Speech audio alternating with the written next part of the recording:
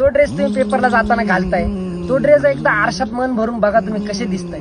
एकदा जर last paper संपला ना मग तुम्ही घरी आल्यावरती जर ड्रेस काढला आयुष्यात कधीच परत तो ड्रेस नाही घालू शकत. तेव्हा मन भरून बघा, त्या ड्रेसला एन्जॉय करा. ती कपडे नाही भेटणार तुम्हाला परत कधी घालायला. तुमच्या जिगरी मित्राचे गळा भेट घ्या.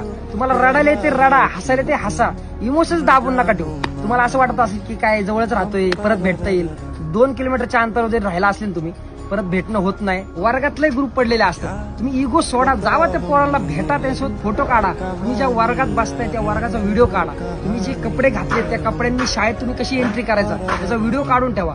तुम्हाला जे वाटतंय ते करा. त्याच्यानंतर तुम्ही फक्त शाळेसाठी पाहुणे म्हणून असतात. शाळा तुमची नाहीये, तुमची शाळा होती. तुम्हाला जे वाटतं ते करा. लास्टचा दिवस संपला ना रडायला येईल तुम्हाला, रडायला. पेपर संपल्या कुठेतरी फिरायला जायचा प्लॅन करा. तुम्हाला घरचे पण ह्या टायमाला काय म्हणणार नाही. आणि ज्या दहावीच्या गोष्टी आहेत, ज्या गोष्टी आहेत सगळ्या जपून ठेवा. ड्रेस असेल, दप्तर असेल, वह्या पुस्तक असतील, काही असेल, दहावीच्या ज्या गोष्टी आता साईडला ठेवायच्या. तुम्ही मोठे झाले ना, तुमचा मुलगा 10वीला येऊस तर त्या गोष्टी जपूनच ठेवायच्या. भावाला तुमच्या सगळ्यांनी मी हे का सांगतो माहितीये का, आम्ही जेव्हा 10वीला होतो ना तेव्हा आमच्यामध्ये ही मॅच्युरिटीच नव्हती की ही मित्र सोडून गेल्यावरती आम्हाला त्यांची एवढी आठवण येईल, एवढी शाळेची आठवण येईल. बट आता असं वाटतं की थोडं फ्रेंडली, थोडं इमोशनल राहिलं असतं तर बरं झालं असतं, कमी वाईट वाटलं असतं.